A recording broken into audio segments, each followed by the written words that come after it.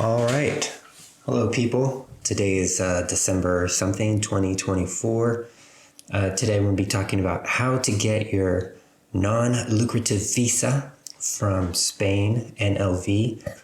This is my third video in a series. This one's we're going to talk about organization, the general layout, the composition of your application. So who am I to talk about this? I have successfully gone through the process. Man, I gotta turn off that TV. I've gone through the process. I'm living in Spain. I'm making this video from Madrid. My application was perfect. My application was perfect. It was perfect. Nobody asked me for an interview. There were no phone calls, no emails, no text, no SMS, no WhatsApp, nothing. I submitted my application. 3 weeks later, my NLV comes through the mail. That's who's talking. My experience is very specific and might not apply to you. I dealt with the consulate in San Francisco. If you are dealing with a different consulate, feel free to turn off this video. Nothing of what I'm talking about might apply to you. Each consulate does their own thing. It's look into it yourself. Let's get into the topic. Size. My application, as you've known from my other videos, was 252 pages. So immediately you should be thinking about how do you put together, how do you bind 252 pages? How do you keep 252 pages from being damaged during transport, handling? And also, what does a professional looking product look like? Well, 252 pages, that's a book. So let's start thinking about a book. This one is public domain, Treasure Island, written a long time ago. Nobody owns it. It's not copyrighted. Nobody makes money off of it. Nobody can sue me for showing it. Notice how all the pages are all the same size.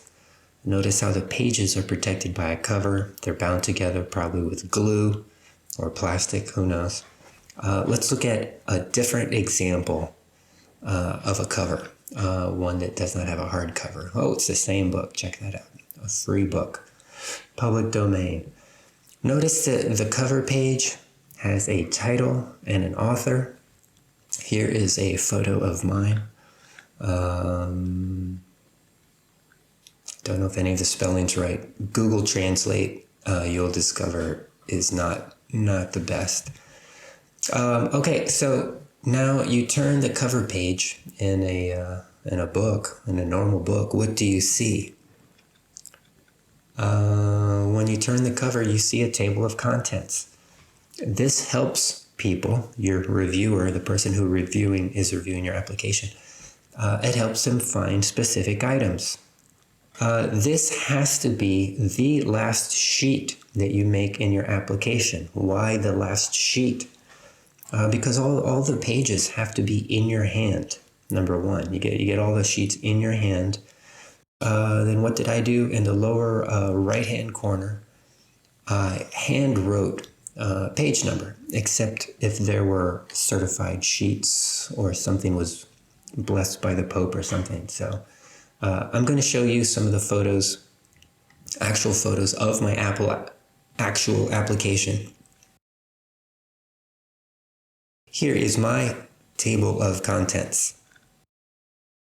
So you'll see in a bit that I hand wrote a lot of stuff for, as I just mentioned, the page numbers, lower right-hand corner. I could have typed on some of them, but on a lot of the sheets, if you get something back from someone else, you don't want to mess with it, so not typed. A lot of my sheets could have looked even more professional, but again, my application received no questions, no interview. I submitted an application. 3 weeks later, I got my NLV. I satisfied all the requirements of the San Francisco consulate. Let's take a look at one of the requirements that my consulate listed out. It said I had to submit a second photo. That's actually an interesting topic.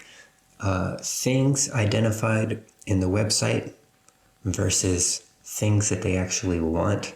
I'm guessing there's some dude who typed something up on a website. He's not the dude reviewing your application. My photo was returned to me. Because I guess they don't need it. You know, some guy says, yeah, you need to submit a second photo. And some other guy says, no, you don't. So, but anyway, my table of contents says that my photo's on the on page 20. So here's my page 20. Notice that I give this sheet a name at the top. In hindsight, it should have been in Spanish. The guy reviewing this speaks Spanish. He might not speak any English at all. So second picture, those are words in English. Lower right-hand corner, it's got page number. The photo is placed into slits on paper. Then that paper was taped onto the sheet. Then I put a green Post-it on top to keep the photo from flying out during shipping and handling. So the reviewer, he gets this. He rips off the Post-it. You know, it's Post-it glue. It's not even glue. And he grabs my photo. The photo is not damaged. It's not stapled. It's not glued. It's not taped. It's easy to get to. The center of gravity, the center of mass, it's in the middle of the page. That's to assist with balance when it's held, when it's open, when it's being transported. Here are some other examples of sheets that I submitted. They want money. This is how I sent them my money. Look at the lower right-hand corner. It's got a number on it. Look at the top. It's got a title on it. So I sliced into the page with a razor in 4 places. Placed the money inside the slits. The money order was not damaged. It's not stapled. It's not taped. It's not glued.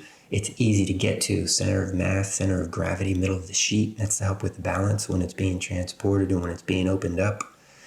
Another sheet. Let's look at something else. The consulate wants your passport. How are you going to give them your passport? Are you going to throw it in the application? The reviewer opens up the parcel and a passport goes flying out. Maybe it goes flying onto the floor of the consulate, of the office. He's just going to throw it. Well, let's look at my table of contents. Not me. You want my passport. You turn to page 35 and you'll find it. If you're not on 35, you're not going to get it. If you don't want it, it's there when you need it. It's on page 35. Let's look at my page 35. Looks pretty ghetto, huh? But look at this. Lower right-hand corner, it's got a page number. What are we looking at? Very thin cardboard. I took it, I don't remember, from my trash, cut it out of a cereal box. I don't remember. But the size, the dimension, it's the standard US size, 8.5 by 11 inch.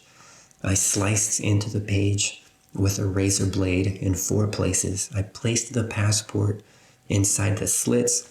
My passport is not damaged. It's not stapled. It's not glued.